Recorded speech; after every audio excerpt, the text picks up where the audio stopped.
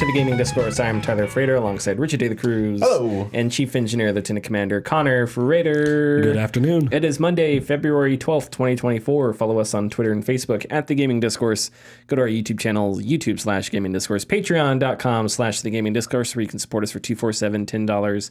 Get your name in the video credits, early access to our videos, access to our Discord server, more stuff like that. Hopefully a new video by the end of this week. I've had some hiccups. I've had some speed bumps, real life ones that have delayed things, but hopefully that has smoothed out.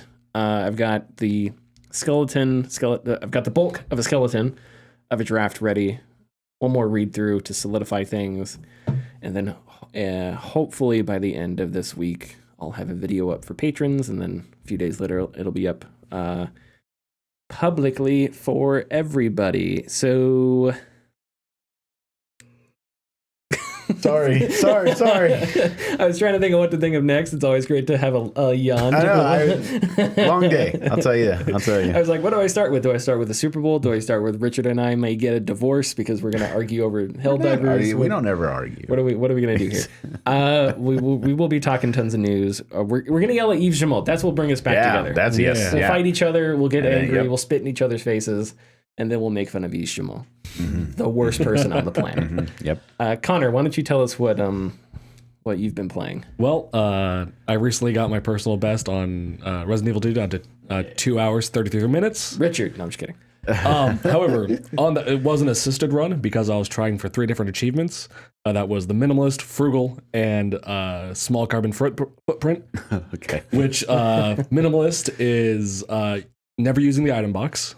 Oh okay, my yeah, God. yeah. Frugal is never using a health item. Oh my God. And Small Carbon Footprint is beating the game with taking less than 14,000 steps. Yes, I do. Yeah, I know about that. And I completed it with about 2,500 steps to go. Good Lord. Yeah. Okay, so you got all 3 achievements? Yeah. And then you're down to, what was that, how long, the time? 2 hours, 33 minutes. 2 hours, 33 minutes? You got to be under 2 hours, right? For S++ or the S++? Oh no, there's just S+. Oh, S+, okay. Yeah. Alrighty. Why do you do this to yourself? Because I was close to getting the rest of the achievements. Okay, so you're almost there. How many achievements do you have left? For the main story, like not the additional game modes. Before the main story, I have 5 or 6 achievements left. Oh, okay. Do you guys remember that meme of that guy who was famous for hunting achievements, and then the meme just cuts to his eyes and he's like exhausted? Yeah, done. You're on your way there, Connor. I don't know if I can do the hardcore ones. What's the difference there? Oh, is that one death? Beating the game in hardcore. Oh, geez. Yeah. Okay. And then getting S+ on hardcore. Why? I thought, so I haven't gone to those lengths on like the remakes, well, except 3, but that's because it's insanely easy. It's really easy. But I find that the Resident Evil games, more than a lot of others, are very easy for me to play again as soon as I don't know. There's something about it, like they have a certain rhythm to them. A flow, you can just get right back into it. Yeah, and I did try to do it with Resident Evil 2 because I was like, I can do this, and I stopped, and it wasn't like because I was like I can't do this. It was just I guess burnout. So, but it is like you talking about this right now. It's like I could play through it again, just like Resident Evil 4. I don't know how many times I played the Resident Evil 4, both in the VR versions, remake, original, and 5 especially. I've played a lot. But I haven't gone back to 6. I do want to though because as I think it has some really great movement controls personally. Fair. Oh, no, okay. If they ever remake 5, I will be excited for that one. I thought we established that 5 was the worst game ever made. The game where the solution to moving a boulder is That's exactly why I'm excited. Uppercut. Not undercut, uppercut. Undercut is a hairstyle. Uppercut is a punch. You are correct. Okay. Connor sports dunked me.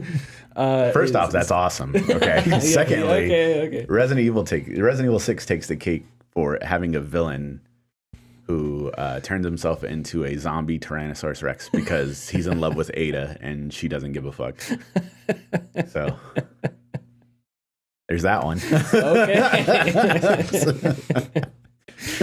So that's where they went with the series. What do we do after 4? That's why they did a full reset for Zombie 7. dinosaurs. But Leon kills the president, so that's good. Okay, nice. Very nice. That is, I wonder how many games were you... Is that one guy the president and Metal Gear Resurgence or whatever? Revengeance. Armstrong. Is No, he's a Armstrong? senator. He's a senator. Oh, he's a senator? Oh, yeah, that's right. Okay. And then in... Where'd you get those facts, Mr. Senator? I made them the fuck up. And then I was trying to think of how many games, like what is the highest level in the American government you take out in a video game? So that's the president there. I mean, technically, Metal Gear Solid 2 president. Both of them. Oh, yeah, that's right. That's Both right. of them. That's right. Yeah. Okay, so Metal Gear Solid 2 did it first. You take out. You have a boss fight with the president of the United States at the end. And then in Splinter Cell Blacklist, I think you execute the Secretary of Defense at the end. That's pretty big. Yeah. That's pretty high. That's pretty Yeah. high. And you can't just, those are serious That's like third games. down, I think, isn't it? No, it's President, Vice President, I think Speaker of the House after that, right? Yeah. Oh, And okay. then I don't know where it's at after that. Apparently the NSA heard us talking. We're gonna tune in on these. If you didn't hear that, we had a notification. They won't hear that. Okay, well I shouldn't react to it then. We had a No, you notification shouldn't. on the Mac. Connor's mad at me now. Just because of that, I'm going to react to the garage door. Yeah, we're gonna have someone open the garage door. Richard, what the fuck is that? Okay, I Richard, don't know how many times I have to tell them that. They don't hear that stuff. Hey Connor, how about this? Death Stranding's better than your favorite video game. Oh my God. How's that? Don't start. It's not. I think objectively, Hideo Kojima did better games under Konami than under his own tutelage. Anything else, Richard? Snatcher's awesome. Anything else? I haven't even started. It's been me, baby, this entire time talking about Resident Evil. Yeah, that's right. Yeah, I mean, sorry, you're. Besides the second game we'll start to talk heavily about soon, I've been playing Honkai Star Rail again because they finally introduced the next new planet, Okay. which is Penacony is what it's called, and it's really great, but also slightly frustrating to play this game because it moves faster than Genshin Impact does because it's a JRPG style of battle system. You are able to equip and gain items for your character more quickly than you would Genshin Impact. Genshin Impact is the long game, whereas this one is the short game. There's tons of end game content, but because of that, because of frequent new releases, your characters either get outclassed easily or there will be new sets for your character to put on. And so I started playing again because I was getting ready for this release, and I realized that 2 of my 4 characters I use are way out of date as far as what they have on. So I have to spend time getting those relics to put on my character, which thankfully they also have a very good system in place to help you with that. If you have 280, I'm going to call it essence. I forgot what it's actually called, but 280 essence to spend a day to farm things. Mm-hmm. But if you don't use that, they bank the rest of it for however many days, and you can bank up to 2,400. Whereas Genshin Impact, you only get 160, and that's it. Fuck off. Oh damn. Yeah, Okay. which is terrible. But anyways, I've been able to play and facilitate that. I'm excited to go into Penacony because this is probably going to be a part in the storyline where major crap goes down because it's being written by one of the writers from their other game, Honkai Impact 3rd, and this writer is supposedly known for just willy-nilly killing everybody. So we're gonna see if some characters kick the bucket because some already have, which is really refreshing to see in a game, having main characters die in certain ways. Just that Fred Armisen cameo in Community, straight to jail, but straight to grave. Straight to good. Yeah. I would hope so, yeah.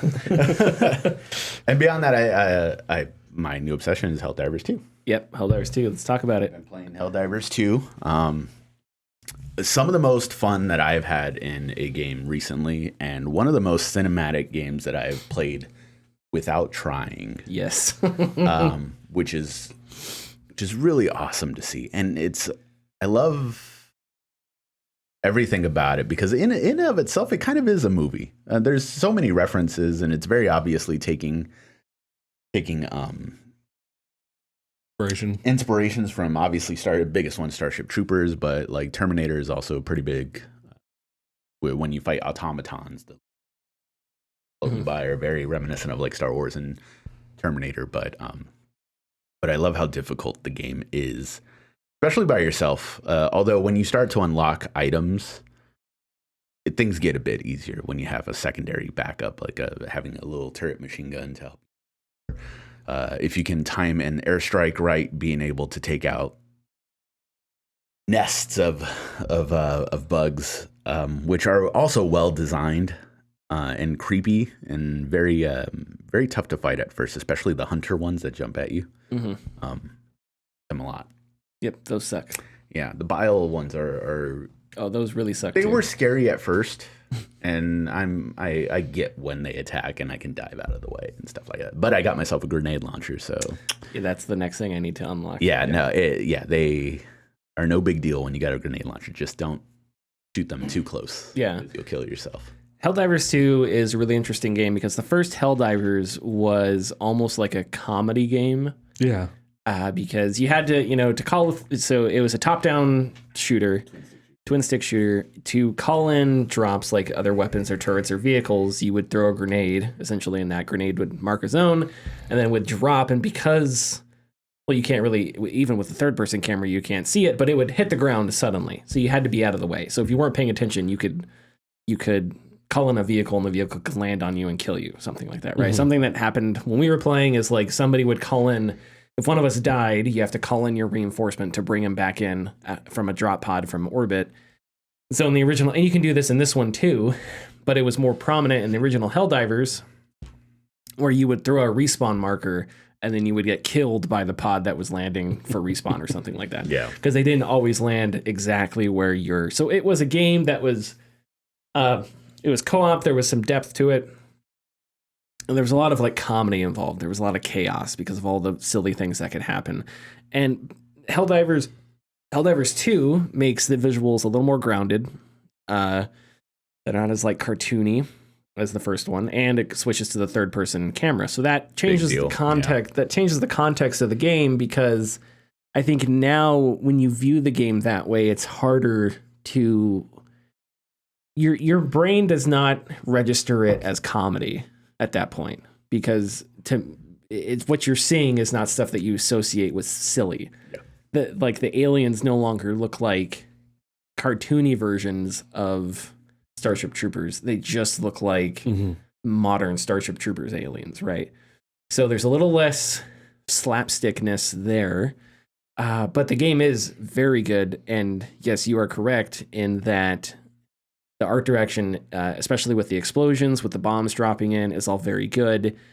You'll drop on a nest, you'll drop a bomb, or you'll call in the jet that drops like a carpet bomb or whatever, and bug parts go everywhere, and there's tons of dirt in the air, and it's very intense. The DualSense controller is just so great to play with. Yes. When you switch to the machine gun, you can really feel the trigger kicking as you're firing the machine gun and stuff like that. When I'm not paying attention, I use the rifle right now.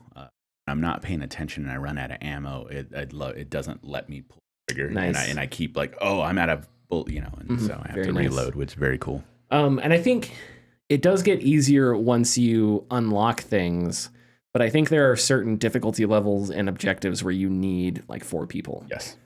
Which is why I need to play with something. Maybe somebody in this room. I don't know. Yeah. Just saying. At some point. No, it's fine. No, no, because the person I'm playing mainly with one other person right now, and we've gotten to challenge the difficulty level challenging. Yes. And that's where I think we're running into we need more people. Because at that point you start to fight enemies. Like there's a big enemy called a Charger, which is a big bug that's armored, whatever. Yeah, that guy sucks. Yeah, and one way you can take him out is the recoilless rifle, which takes 2 people to operate. There's one person that fires, one person reloads. But if 2 people are using the recoilless rifle and you're in a 2-person match, there's nobody else there to keep bugs off of you or anything. Which is very important. Yeah, so I assume especially once you fight the automatons, it gets into contexts where you definitely need more people to do more things. And to and there's a bunch of different dynamics to it. When you call in a machine gun, there's only one, so you call in them for yourself. If you call in a disposable rocket launcher, it comes with two, but you can only carry one. Mm-hmm. So if there's only two people there and the other person has a machine gun, you're just gonna waste. Yeah. So it's there's little things like that you have to think about. But yeah, overall the dynamics of the call-ins and the action are really, really, really good. One of the biggest differences with this one is the first one wasn't a stealth game, but you could if enemies are on the border of your screen, you could wait, see if they walk away. And this one, you can see enemy patrols in the distance. You can kind of avoid contact, so you don't have to keep fighting. Because what happens is when if you get caught by an enemy, the enemy will call for reinforcements, and then a hole will open in the ground, at least with the bugs, and the bugs will come pouring in. So you kind of have to, it's if you don't want to constantly be fighting bugs, you kind of have to try and pick or choose your fights. Not really stealth, but more I don't know, being smart about what you're going to shoot at and stuff like that. But yeah, I think so far, it's going to be one of this year's best games. Yeah, I agree. And I am having a ton of fun with it. What's some other stuff? Oh, there's a bunch of little tiny things that I really like with guns. If you hold on a PS5, if you hold square down, you can change the magnification of your scope. Oh, cool. You can change with the machine gun, if you hold down square, you can change the rounds per minute. So you can actually have it fire at a slower rate, which would save ammo because you're not pouring so many rounds into things so quickly. You can change you can turn your flashlight on or off manually. You can just have it on if you want. So that's a little detail I found that I think is really useful, especially for the machine gun, because the machine gun fires really quickly. But if you're not worried about tougher enemies, you can turn down that rounds per minute, RPM. And now it fires slower, but you're still doing the same damage per bullet. So the smaller enemies are still dying just as quickly, so it's easier to conserve ammo. And ammo is a big deal in Helldivers because you don't have very many magazines. If you reload, you lose that magazine, so you have to empty it. So you have to conserve ammo and stuff like that, and manage your call-ins. Yeah, there's a bunch of really cool stuff. Go ahead. The humor is, of course, quite funny, very fun. Yeah. Poking at, of course, imperialism. No. Fascism. Fascism and, and imperialism. Yeah. Democracy, all the isms. you're fighting for it. But there are times that are actually quite recently where you'll kind of get hit with the seriousness of it all. It's wait a minute, because you will come up to areas that you find, that you discover, and usually there will be other Helldivers who have died at that spot or civilians who have died at that spot. And a lot of times they'll have funny things to say if you kind of inspect them, but there's some that we'll find that is you're gonna die right here for democracy, but the way it's phrased just is very much oh yeah, they don't care, that's you're disposable. That's the ultimate idea. We're having fun, but eventually it's oh whoops. But I do love those moments. The best satire sneaks in hard truths every now and then. Yep. There's side objectives on the maps. One of the cooler side objectives is a artillery cannon. I don't know if you've found this one yet. No, I haven't. So there's an artillery cannon every now and then you can find. I'm sorry, the one you can sit in? And no. Oh, okay. On the map, it's a massive artillery cannon. Oh, yeah. You'll know it when you see it. Yeah. And it's a little side objective, and what you have to do is you find the artillery rounds are scattered around the little encampment it's in. You have to take the rounds, load them into the chamber, and then you have to activate it, and bugs will come, and you have to fight off the bugs. But once you have it activated, it works as a call-in, so you can actually activate it, and when you're out in other places on the map, you can throw your little call-in, and it'll fire around, and it's a really big explosion. I had a level where I was able to call in a hell bomb.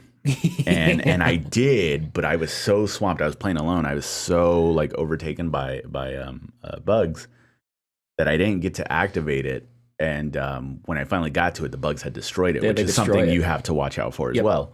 Because they can do it before, like I'll drop my machine gun down sometimes because I'm stupid, and the bugs take it out before it even pops off or pops out. So it's something you gotta keep in the back of your head as well. Yeah, Helldivers does a bunch of stuff with being inconvenient and tricky, and I have mixed feelings about some of it. Enemy bodies are really prominent, so and you will get into situations where the ground is just littered with bodies of bugs. Yeah. And that can make things tricky because their bodies will stop bullets. So you'll have to, like, if you're trying to shoot at the little bugs on the ground and there's a bunch of dead little bugs, you'll be hitting dead bodies and stuff. And it's like, damn it. Yeah. And it can be difficult to shoot sometimes. Like the map is a circle, but you can run off the map, and there's no like, unless you're looking at your mini map, which you have to bring up and look at and then take away. Yeah. There's no like red line or anything to tell you you're about to exit the map or anything like that, which is difficult because often you're just running away from things. So it's like you can't really check your map. Mm-hmm. So I think it would be nice if at the edge of the map they had some kind of, a dotted line or something, just so you know if I keep running this way. But that's part of the game's philosophy, is I think they want to make things not. It's difficult, but I think it's also about making it chaotic and where things just go wrong for any number of reasons. And that's very much what the first Helldivers was like. I'm excited to unlock more of the call-ins. The call-ins are really nice. When there's a certain area on your ship, so everyone also gets their own ship, which you can name, and you can customize to an extent. I haven't gotten any yet, but it says 0 out of 18 when you go check your thing. It just like unlocks them. But there's like a certain area on the ship you can stand and look down at, like the planet, and you can actually see like the blue and red beams of the stratagems that people are. Well, I don't know if it's people actually calling them down or if it's just like set dressing, but it's still like, oh, cool, there's something going down there. Yes, that little touch is really. Yep, it is cool to feel like you're a part of this bigger ridiculous war. And I think one of the jokes is, there's that joke, are we the baddies? Mm-hmm. And this one, it's like, yes. Yeah, you are absolutely the baddies. I don't know if the bugs are good, but you are definitely one of the bad ones. I don't think there's anything else to say, so we can hit the news. Thanks for listening. If you like our content, please consider subscribing or leaving a like and comment. You can find us at patreon.com/thegamingdiscourse. And our tiers are $2, $4, $7, and $10 and include getting your name in the video credits, early access, and access to our Discord server.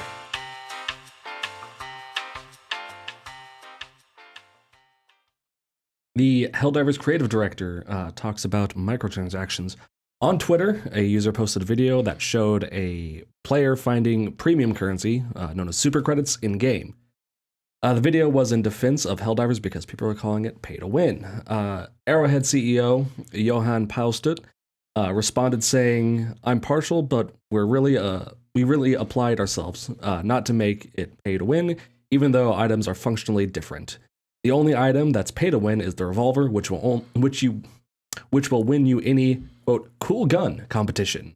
Only minor problem is it's not that good." He responded to another user later saying, "You have to earn the right to monetize. I truly believe that. If people want to support this title, they have the option, but we are never forcing anyone to do so." So yeah, it was a mini, I don't want to call it a controversy. It was just something that the games director, and this is not something usually game directors aren't, and really developers in general aren't this blunt, I think, on Twitter or really any social media. But this was an aspect of Helldivers that we didn't touch on talking about the game itself. It has your premium season pass. It has the season pass that you get, which is just kind of like how you unlock things. And it's got the currency, which you can buy, a revolving store that refreshes. I think that's it, right? Is there anything else? No, I think that's it. Yeah, I think that's it. I thought this was interesting because there was a lot I disagreed with here. I'm not sure how we want to take it. One, I think it's undeniable that Helldivers is pay to win. I don't think pay to win is a colloquialism. right? And often it's used in PvP contexts, so it's like pay to defeat other players. I think if you're paying to, if there's something that you can pay for to get to have a better item or have a better chance at winning, I think that counts for me. And obviously the CEO does as well, because he says that the revolver is. But I guess the conversation is on the same step that we've always talked about. What were we disagreeing on when we were talking about before the show? I think it was the whole idea of the pay to win aspect. Okay, maybe you didn't. Maybe you didn't agree. I'm sorry. I don't know. Well, no, I mean, like, I agree. Like, yes, it is pay to win, but I don't see this as a particular situation to where it's a negative. A negative. Yeah, because everyone is winning. Like, if somebody on my team paid for that gun and we win that mission, like, we all get the same rewards and everything. I'm just not the one who paid for that. And then if, like, that character does happen to die, I can pick up his gun. If he dies. So it's just like, well, I kind of like share that wealth to an extent.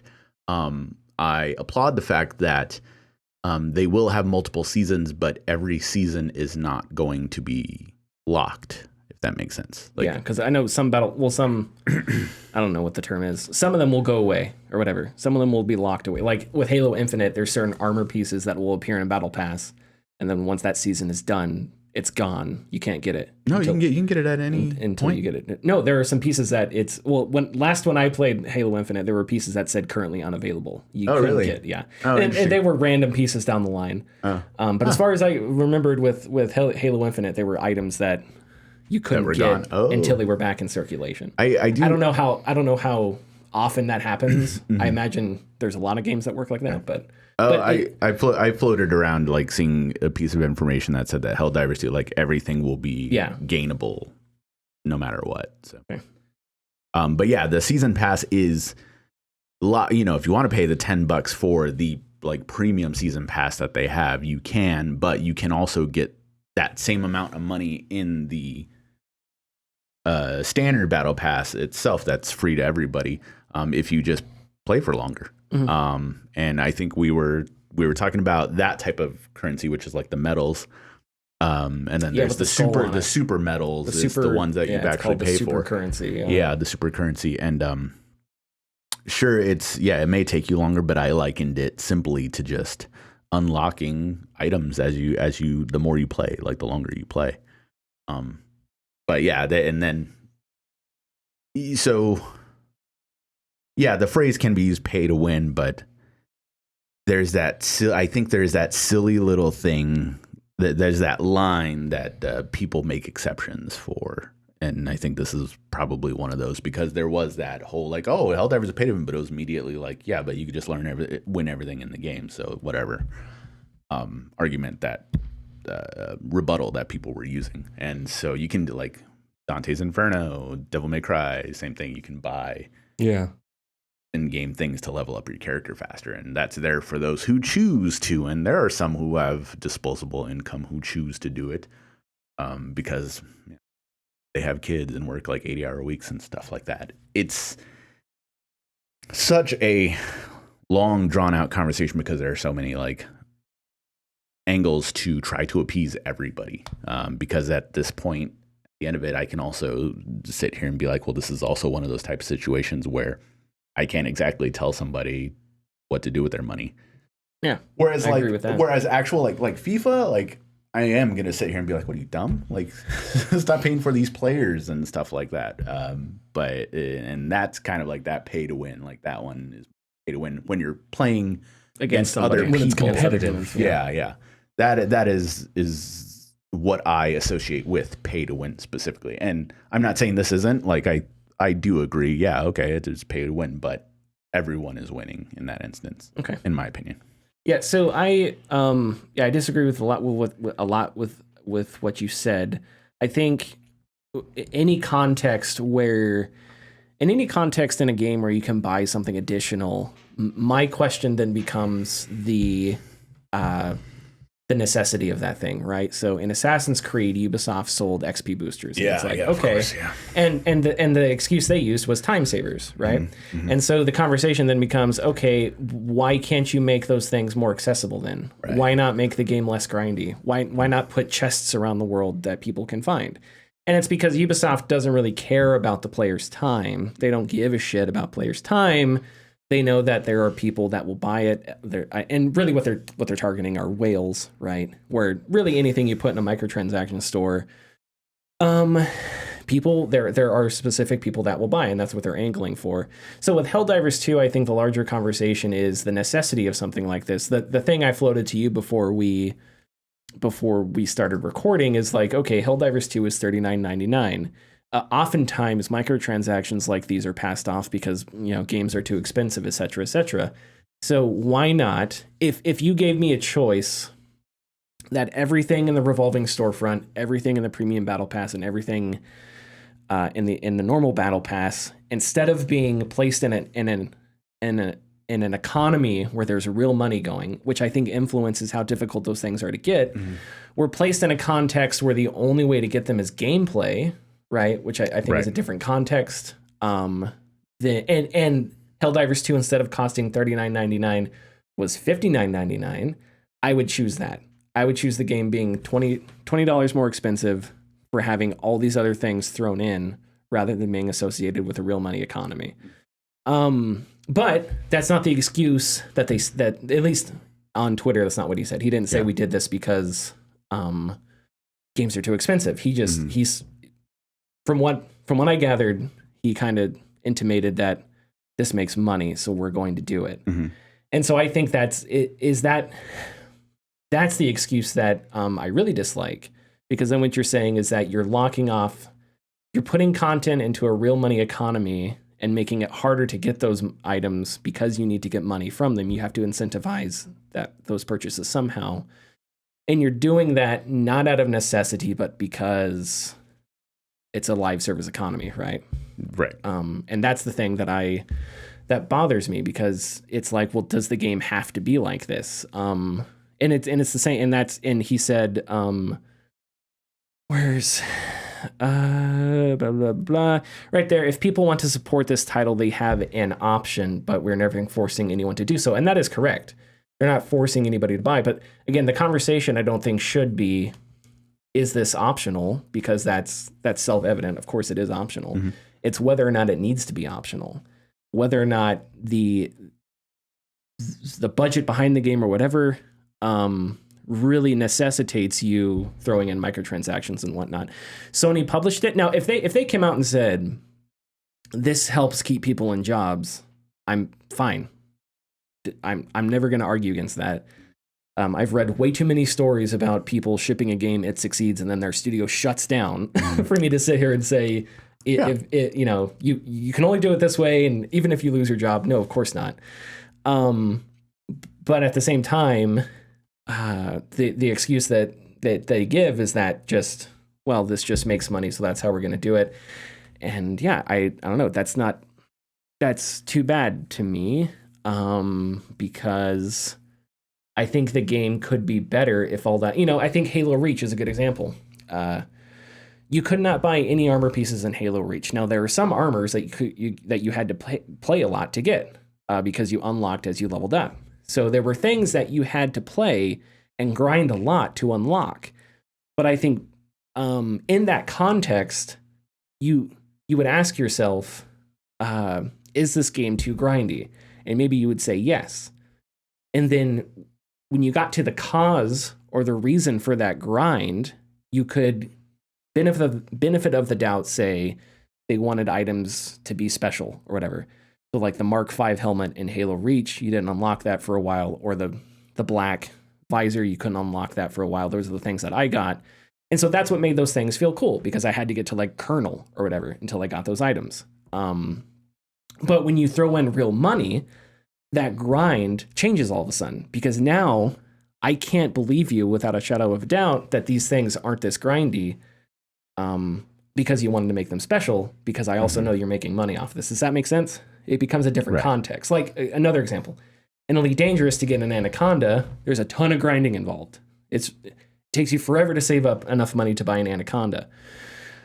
Some people may not like that grind, but I will defend Frontier's choice to make it that grindy because there's no way you can purchase an Anaconda with in-game money. So I think their philosophy behind making it grindy to get it is a real gameplay, game design philosophy that I will defer to. But if they made it where you could purchase an Anaconda, then that grind I think would become unacceptable because that grind is there as a barrier and an incentive to purchase things. So that was a lot of rambling. Have you guys? Yeah. Did you hate anything I said? No, I didn't hate.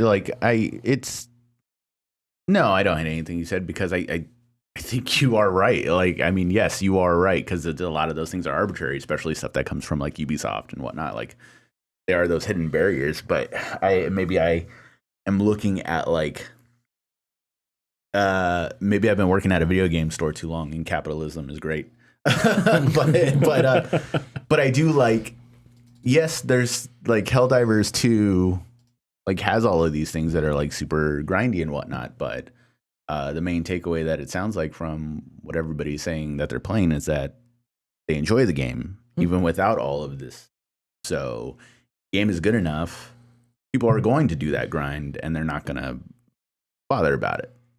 Bother about the microtransactions things, which on also the flip side, I could use the PR talk excuse in that those microtransactions, those battle passes are there to facilitate the future free updates that we're going to get for, more factions, more weapons, more items down the line, because just like anything else, like Game Pass is a good example, and other games, the well will dry up of people buying brand new copies of this game because they will just switch over to use. So, they will need an income of some sort. And after 7 years of development, it was 2015 that Helldivers 1 came out. I'm sure they spent a good amount of money making this game, but I guess that's the other side of what I'm thinking about. I don't think you're wrong at all, and all your points are absolutely correct, but I think it does come down to that like gloom and doom of, sure, there's more than enough people who just don't care and have already gotten their money's worth in. Well, probably with the low price point, that was also kind of predatory. Actually, I can bring this up.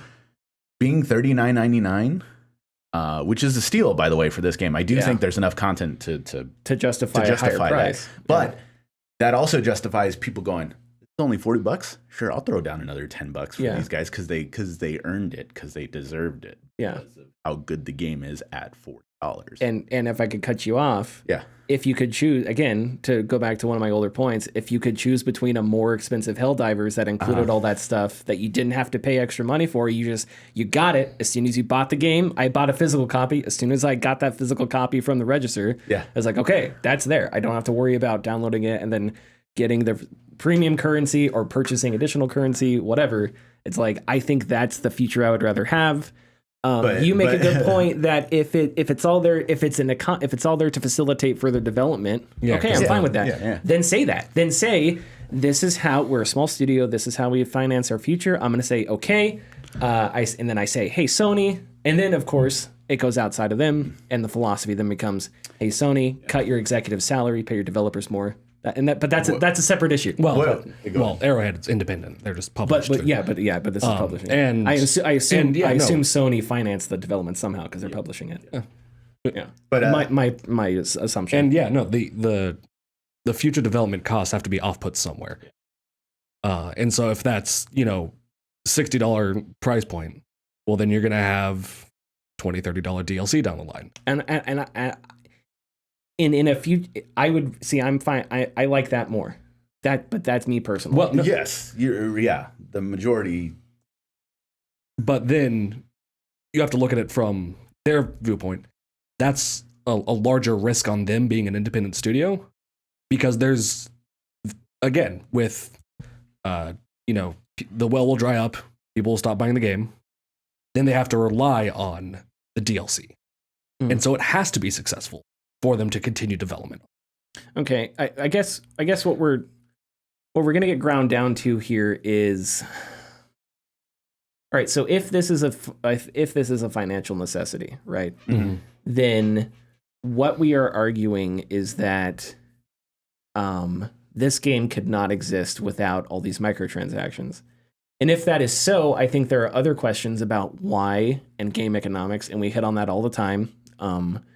If games are more expensive, the conversation should be how do we make games less expensive, not how do we keep financing these things until the earth explodes because it's full of hard drives and servers with Unreal Engine on it or something. So then the problem becomes game economics itself, which I still think is I am not willing to, because Sony is there. I don't think I would buy, and also even if that is the financial reality of it, it doesn't mean that you can't dislike it. Yeah. I'm not saying you can't dislike it, because and so even if that is from their perspective, doing this is going to have a higher return, this kind of development, as opposed to like a $20 DLC in a year or a year and a half or whatever. Fine. But that doesn't mean that I can't sit here and bemoan the fact that the industry has gotten to a point where we cut off parts of games and do this to it. And I think this kind of stuff was probably avoidable at some point in the past, but because of reckless profiteering and because of other things like that, we're here now, right? So is that Arrowhead's fault? No, it's not Arrowhead's fault, but it's still a larger issue that I think is valid to be angry about. Yeah. And again, no one person is to blame except for Yves. Yeah. And it is going to come down to like a micro arguing, and then eventually we're going to get to human brain and how everybody thinks, because talking about like, oh, if you wanted Helldivers to be $49.99 instead of $39.99. Well, guess what? Games are sold at $70 now. So what's to stop somebody being like, "Wow, this is only $50? Sure, I'll give them another $10." That until you get to that $70 price point. And I guess the conversation that we're having right now, I think, is pretty complex. And so part of my issue is that when you see some dude post a video and say, "LOL, people call this pay to win," it's like, okay, you're completely like washing over an entire ocean of discussion by posting a 30-second clip where you find, some premium currency in a coffin somewhere on a map, right? And that bothers me and that's why Twitter isn't a space that you can have serious conversations, because that's the thing that sort of gains traction and then everybody else bickers and you can't have a conversation like that. So it's like, and of course that's the thing that works for CEOs, because it's all PR quips and it's all one-liners and it's all, really simple. We'll get to Yves in a little bit. It's all really simple, like sayings, but those sayings are there because they don't want to confront the more complex issues that I think have truths that they wouldn't like, and that would shoot down a lot of the stuff that they that they argue for. Yeah. Do we have any other thoughts? I don't know if. I just want to circle back and touch on something you said a couple minutes ago, and that was about things being cut out of games.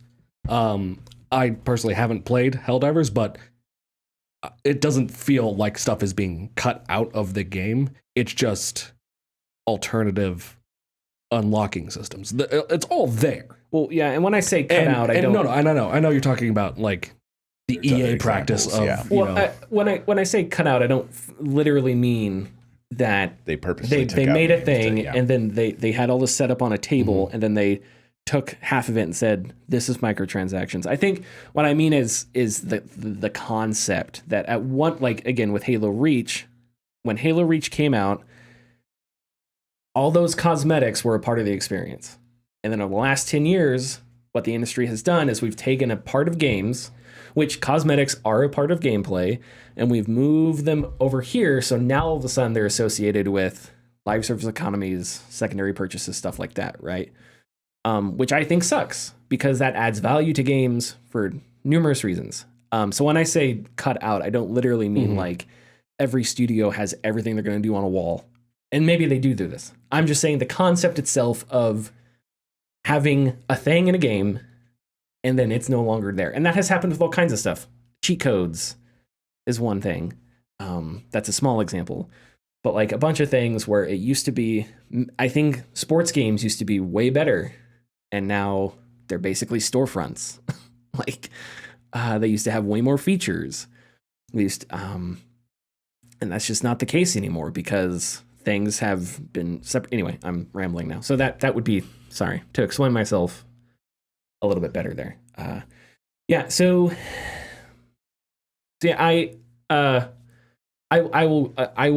I'll say my last thing, and if you guys want to punch me or say your last words, you can. But I'll just say that I don't like the reasoning.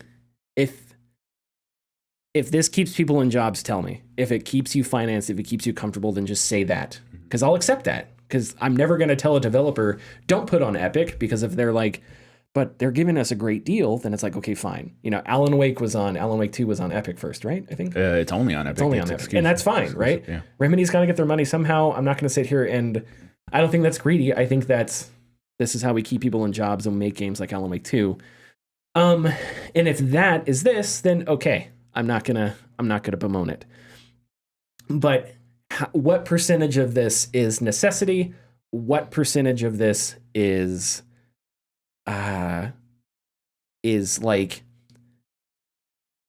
the radiation from an industry where live service economies and microtransactions are expected, right? And by radiation, I mean like they're working with PlayStation.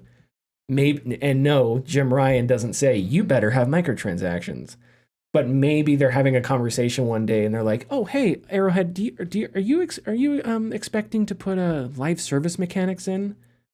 And that maybe sends a jolt down their spine because they're like, "Oh, they're giving us all this money. Maybe we should acquiesce," right? And at that point, what you have is not to keep our job to financially keep set in stone. We need to have this. What you have is bigger publishers and stuff shaking down companies because live service economies are popular right now. And they're not popular because they are propping up the games industry. Lots of people are getting laid off. They're popular because they're making fucking shareholders money. And to that, I reject and say, fuck off. And that's the kind of thing we need to solve. Okay, you guys can share your last thoughts. If you want to tackle me, punch me, if whatever. It is the latter, live on camera, you know. If it is the latter, then that, again, we need to shift the focus from Arrowhead to the larger corporations. Yeah, and that's why I think it's... Sorry, go ahead. Yes. Well, I mean, that's where I was going to go. And for what he said, this could all just be a personality thing. Like, this is just how he is. Mm-hmm. Instead of, being upfront about it on, Twitter, where you said you can't have serious conversations. You can't. Maybe he's resigned to that fact. And he's just like, fuck it, quit on Twitter. Yeah. And don't do that. There, Twitter just stresses me out. I'm sorry, Anyway. Oh, to join Blue Sky now. It's open. I did, yeah. Me too. And I posted our Super Bowl predictions on there. I did notice that, yeah. Did you think it was fun? You're embarrassing me. You said Taylor Swift for MVP. Hey, I'm not going to take it. She won. She did win. She did. Well, Travis Kelce's the one who won. But Who? Travis Kelce. God damn it, he's a Hall of Fame tight end. You better respect the man. Saw a beautiful one-panel comic about Taylor Swift going from her box seat down to the field, and also her private jet. It's crashing into people and stuff. All right. Okay. Is there anything else we want to say about this? We can move on. No. Okay. Yves Jamot has defended Skull and Bones $70 price point, calls it Quadruple A. Yves Jamot, we need to develop a game studio and start making sextuple A games, just so we can be better than. Okay, first of all, that's impossible. We're only at Quadruple A. Let me get through this story, and then we can pitch our Quadruple A.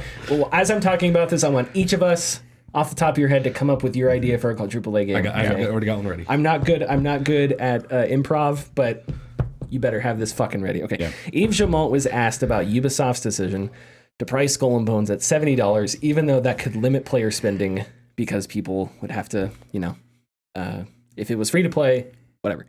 You have to pay for the game, then maybe you don't spend as much. And I think the person that asked it was from Wells Fargo. I would like to ask a Wells Fargo representative. I don't know. I would like to ask that guy about the 2008 financial crisis, but whatever. Jamal's response was, quote, "You will see that Skull and Bones is a fully fledged game." What does that even mean? Fully fledged game. It's a very big game, and we feel that people will really see how vast and complete that game is. It's a really full, triple, quadruple A game.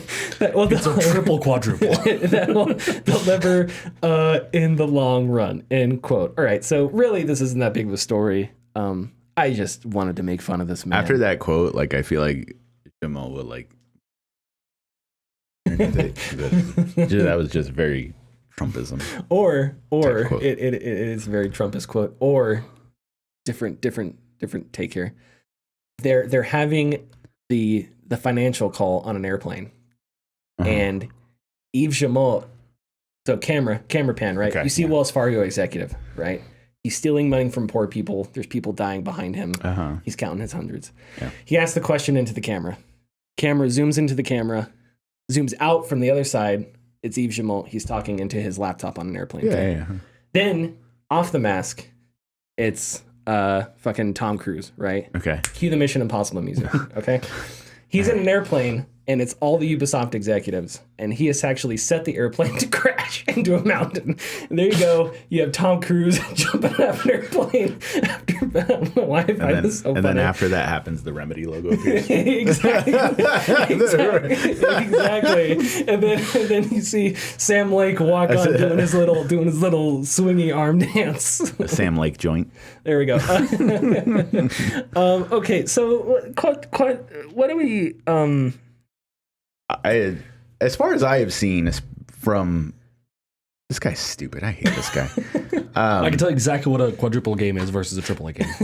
It has one more A. Yeah, it's one more A. Yeah. Okay. I was thinking a quadruple A game. One of the easier things where you would die in real life. It was like your console. You buy a quadruple A game. And it can only come physical because it comes with a Claymore mine. You hook that up to your console, and then, you're playing a game. You're playing Helldivers 2. Yeah. And it's a quadruple A upgrade. You've got your Claymore mine set up. You have to have the PS5 in front of you because Claymore mines only explode one direction. Yeah. So you got that set up. Well, let's say your friend throws a bomb, doesn't tell you. Well, you're not going to know because as soon as the bomb kills your character, it sets off that Claymore mine, kills you in real life. Okay. I think that's probably where we're going with quadruple A games. Yeah. Now, Skull and Bones is going to be more difficult because there's no Claymores. So I'm thinking maybe you get like a bad orange in the mail. You get scurvy, something like that. Wait, how do you get scurvy? From lack of vitamin C. Okay, so it becomes illegal for you to eat vitamin C, and that's how you die in real life. And for Skull and Bones quadruple A. Those are my ideas. Is this not a VR game? What you're describing as a VR game. Right, here's my quadruple A game pitch, all right? Okay. You have a grid, all right? And you click on one of these squares on the grid and it gives you a number for a corresponding danger square around you, all right? At the top of the grid is a smiley face. Okay. If you complete the grid without clicking on any of the danger squares, that smiley face gets a pair of sunglasses. But how many frames per second is this game running at? 8 billion. 8 billion frames a second? Yeah. As fast as you could blink. As fast as you can blink. So, okay, obviously this is ridiculous. And I think he just was just speaking and it just sort of fell out of his mouth. Yeah. He didn't, when you listen to the audio, it doesn't sound, he doesn't sound like all that, like he's really trying to make it a big deal. But it's just, maybe we should focus on, because the development behind Skull and Bones has been just ridiculous. Yeah. So maybe we should focus on like figuring that out if we're talking about quadruple A games. And maybe, we should look at taking A's away. Maybe we should look at trying to figure out how to make games less expensive, which we talk about all the time. But people don't buy those games. Oh my God. I know you're saying that sarcastic. Oh wait, you are right. I mean, yeah, they do. Hey, both. Did people buy Evil West? Did people buy? Oh, you're talking about that tweet. Yeah, you're talking about that. I'm talking about that too. But they're right. Like they're absolutely right. Like Evil West was a good game. Mm-hmm. By all accounts, Wanted Dead people liked. Ghost Runner is really good. Well, I know there's more, but but are they? Is there not a sustainable business there? I think there's my question. I think there's a difference here between independent studios putting out games, and Yeah. one of the largest studios not paying their executives as much and Oh yeah, reducing prices. Yes, which is something that needs to be done. But like with something like Skull and Bones, how many years has this game been developed? I can't, like 6-7 years, the same It's amount. been a long time. But no, because it was announced right after Assassin's Creed 4. It doesn't matter. Anyways, from what I've seen of this title, how many years this game has had in development, how much money is sunk into it, and they can't even give an experience with what people wanted, which was essentially just Black Flag, Just a pirate the game. pirate, Just a shooting, pirate you know. RPG. Development started in 2013. Yeah. And it was make this ship fighting portion of Assassin's Creed into a full game, and that's all they had to do, and they couldn't get even that right. Like, you can't walk around your ship, I think. I don't know if exactly. you can't, like, when you steal people's stuff, it's a cutscene. It's not even really? Yeah, you don't even go to board other people's ships. Really? Yeah. You can't swim. You can't, like, there's very basic stuff that you could do in the Assassin's Creed Black Flag that we wanted to do in Skull and Bones, and you can't even do any of that. And as far as it sounds, Sea of Thieves is a better pirate game. Like, Yeah, that idea of like owning a ship and steering it anywhere and Yes. stuff like that. Yeah, and I think that's interesting because Ubisoft has had leadership changes because Serge Hasco, whatever, he went down when all those things. Yves says he's a victim of that as well. And I do wonder. Poor guy. Yeah, poor guy. And I do wonder, like, where does the buck stop with, I don't know. I hope Skull and Bones is good. I hope everybody that worked on the game that is working at is Ubisoft Singapore, I think. It's gone through several hands, I think. I hope nobody is laid off or anything like that. But if it doesn't turn out well, I wonder, like, where does the buck stop with the responsibility behind something like this going on for so long and just not working? And it should be the guy that's in control of everything, right? Especially when a game has been in development this long. So I don't know. But the only thing that could fix this is Sony needs to buy Ubisoft and kick Yves Jamal out. that would be. I'm kidding. That would be the thing. Hey, So if we think about Ubisoft's IPs, Rainbow Six Siege is going strong. All of the franchises that Ubisoft has can still make money. They need to slow down. They kind of did that with Assassin's Creed. They kind of did that with Assassin's Creed to great effect, but depending on how you look at, I don't know how well Mirage sold, but I know that people liked it. But now it's just waiting for the next one to come out, which is Code Red, I think later this year. Far Cry 6, the last one, did fine. I think it's been like almost 3 years now. Yeah.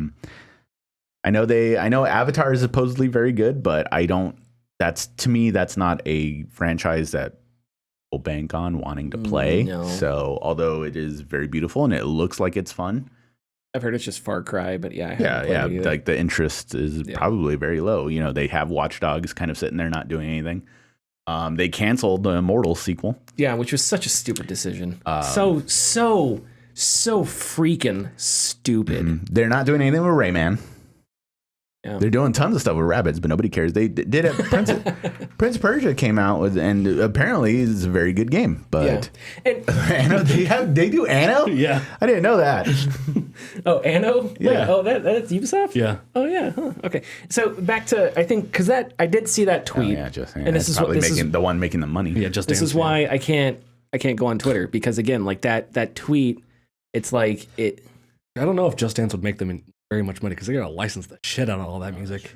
Because that tweet, it's like it brings up so many questions, and it's like you can't just say something like that because I don't know. I think there have been a ton of like low budget games that have succeeded. When I think about games like Squad that have really solid player bases, which is a niche, right? PC gaming only. Yeah. Realistic multiplayer shooter. So Cities Skyline. Paradox games, I think, are probably. I don't know what kind of budget they put behind their games, but I've never thought of Paradox as like a huge AAA studio. From what I understand, they probably have a very different like budgeting style than most game companies. because when they're doing their live streams for like their games that are coming out while they're developing them, there's like a chunk of time in the summer where they're just not doing anything. Yeah, and what are they? Sweden, yeah. So they also have like what free healthcare, and they all have like perfect teeth over there and stuff. Whatever, we're over here eating Big Macs and whatnot. But so there's a certain economic context where it's like there's certain things they don't have to pay for. But I guess what I because I don't know, was Evil West a sales failure? Because that's what I was curious about with that tweet, because it's like, did those things not sell, or did they sell well enough, but the companies didn't like how they sold? No, the point was, like, if you guys want really good games that aren't like AAA, these are the games you should be looking at, but you guys aren't looking at them. That was the point of the tweet. Yeah, I just don't know if I buy that, because I saw, I don't know, because it's anecdotal. Because I saw a lot of people that really liked Evil West and stuff, and I haven't played it. But there's also it's mostly to the fault of the landscape of the gaming industry, because you do have the pompous knee-jerk reaction of gamers to where it's just like they'll see something like Evil West, they immediately go, I'll wait for it on PlayStation Plus, or I'll wait for it on Game. Like, there's some of that. Whatever. Sure. Like and so that game doesn't get supported, and I think that leads to these smaller studios being gobbled up by people like Tencent or Embracer or who's the other one? Activision. Not getting a second chance. Yeah. What could be a very good, I guess. And I do think, I'm sorry to continue this point, like Evil West published by Focus Interactive or Entertainment. Focus, yeah. But whoever developed it is smaller. I think there is a extremely slight, it's just my personal, I think there's an extremely slight difference between an indie developer and somebody who's in between that and AAA. And those are the AA games. It definitely, what you would consider AA games. It's definitely skinnier now than it was before.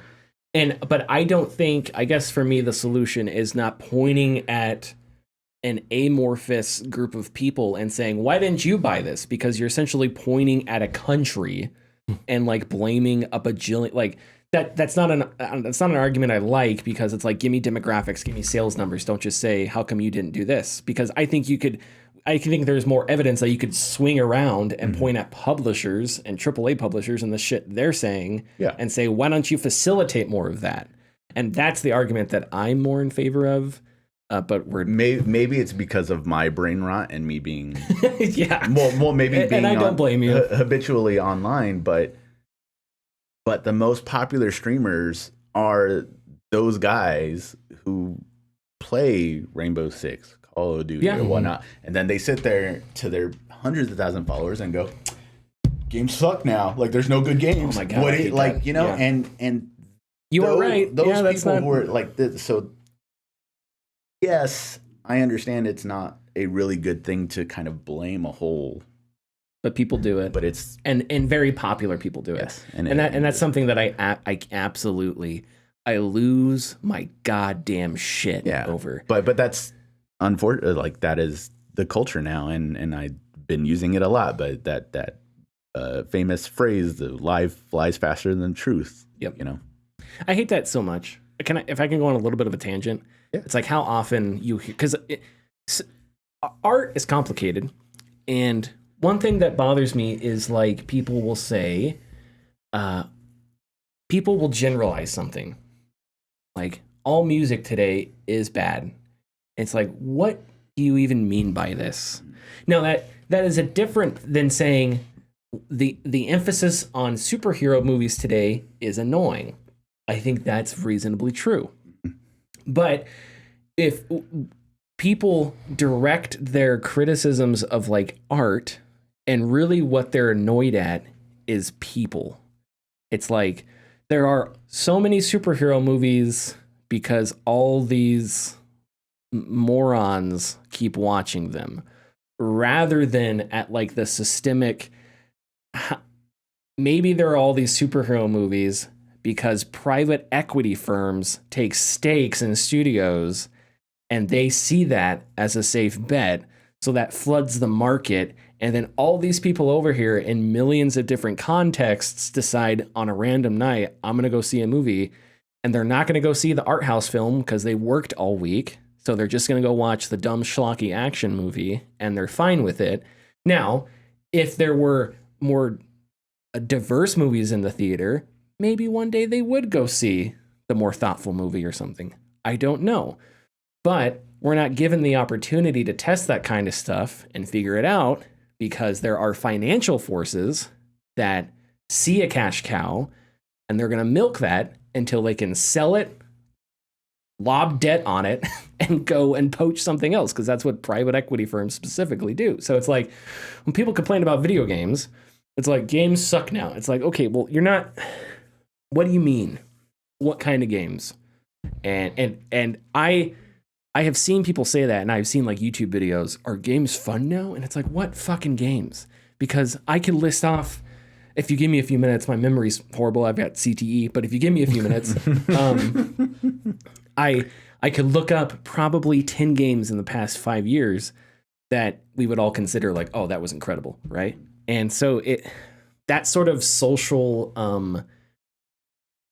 like this prelapsarian thinking that things are bad now is really annoying, as opposed to, I think, having real systemic talks about like microtransactions, which I think is something that is bad that is happening now that was worse than it is years ago. But I think there's a lot of nuance to that. Anyway, thank you for my TED Talk. I think another factor in people's view of, the X isn't made like they used to is just survivorship bias. Because people say that all the time with music, music's terrible, they say, and they'll reference back to like, oh, we got this band in the 60s. What happened to making good music? It's because all the music that wasn't good, you don't remember, yeah. It stays buried in the past. Yeah. Or it's just people don't appreciate different forms of art and stuff like that. Like for example, if someone says games are bad nowadays, I'll bring up Squad, because Squad's incredible. But it's just like, if you don't like tactical realism, you're gonna hate Squad. But that doesn't mean Squad isn't fucking phenomenal, because it is.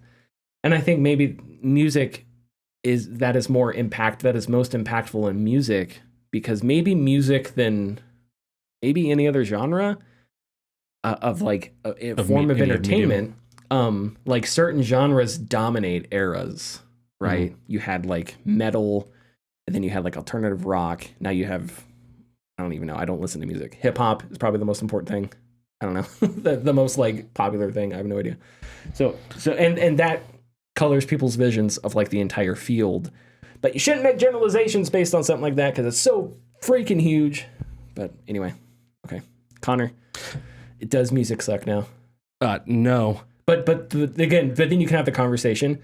But Spotify has negative impacts on the art. That's not. So and that's like the distinction. Spotify right? Isn't music. Spotify is a medium for listening to music. Yeah. That negatively affects artists. That's a different thing entirely. Yeah. And for your whole, genres are.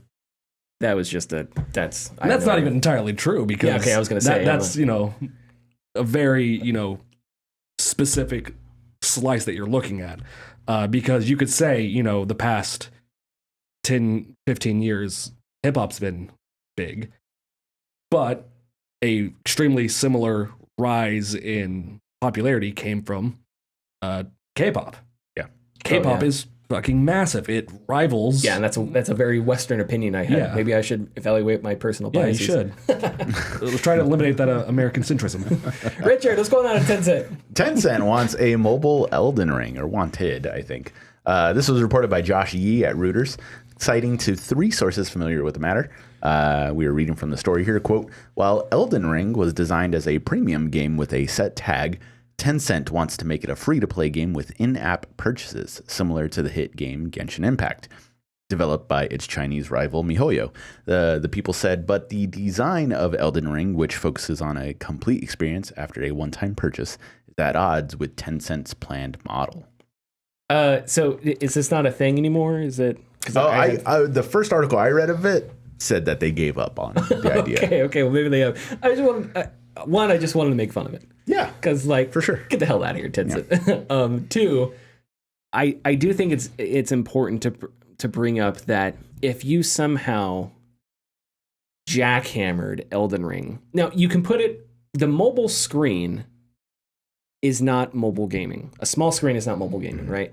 So why I think this is important to talk about is because if you took Elden Ring and you're playing it on a smaller screen, obviously from a visual standpoint, I want a bigger screen. Yeah. But you can still have that experience on a small screen, on an iPhone, whatever. However, the mobile context they're talking about here is all about monetization. And I think Elden Ring, as it exists now, if you took out cosmetics and you figured out ways to monetize it, if you monetized, I don't know, get ready souls, for 99-cent Estus flasks. whatever, right? You completely change. That is no longer Elden Ring. That's a different game because it forces people to play it differently. It forces you to think about it differently, and it treats certain in-game items in a different context. So that is no longer Elden Ring. So Right. I think, is this possible from a technical standpoint? I don't know. Probably not. Is this possible from a philosophical standpoint? No, because as soon as you do that, you take Elden Ring and you turn it into a worse version. Because I think one of the best things about Elden Ring is how mysterious and weird, and how finding these cosmetics is something that you have to like go out in the world and do. And there's so much that is really special about that.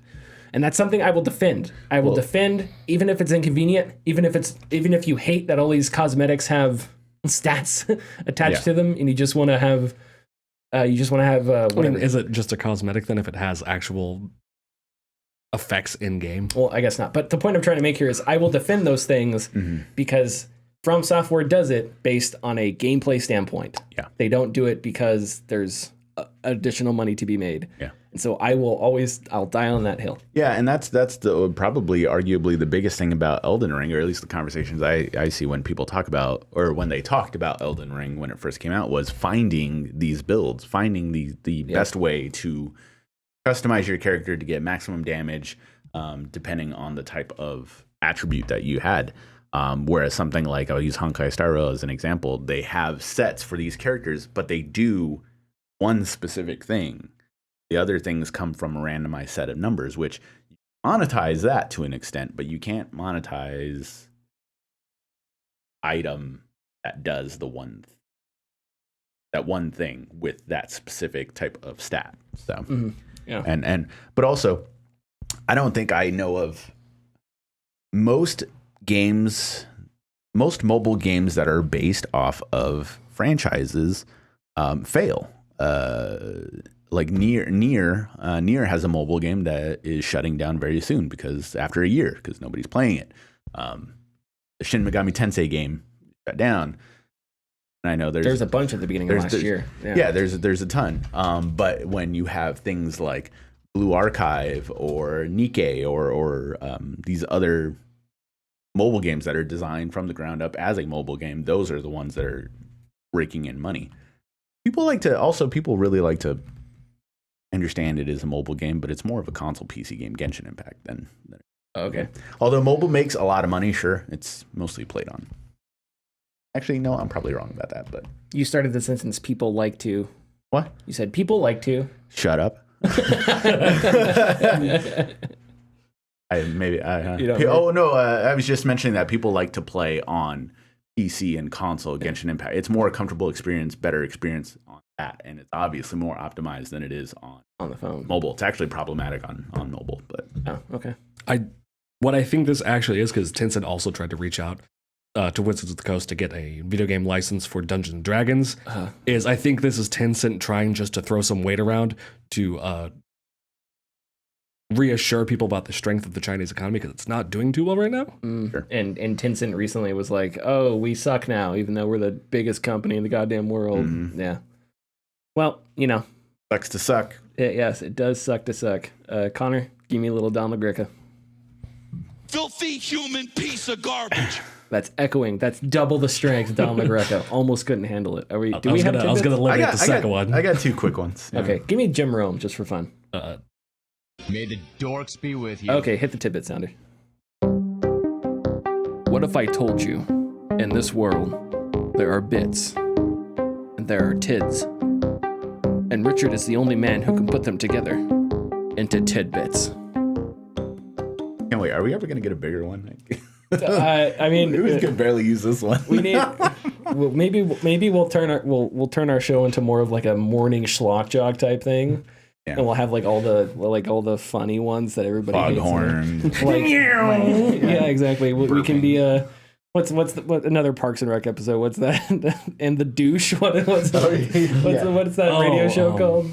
God. Nick Kroll is just such a gift to humanity. I hope he hasn't done anything bad. I assume he's probably fine. But probably fine. Yeah. He has that, he plays that character, but he's in Parks and Rec. He's like an Eric Andre, where his comedy is all just slapstick and stupid. But he's like when he's talking with Leslie Knope, he's like, yeah, I majored in archaeology, and it's actually fascinating to see. And he's like, but anyway. Okay, Richard, what's the tidbits? One of my favorite websites, CD Romance, is no more. No, unfortunately. what? Yeah, CD Romance is a very popular website to grab ROMs, ISOs, and eboots for your custom firmware devices. Oh, damn it. Users noticed that when heading to the site to grab these files, they were met with broken links to all the files. CD Romance has confirmed that they've received DMCA notices and are complying. Apparently, there's no way to get these files.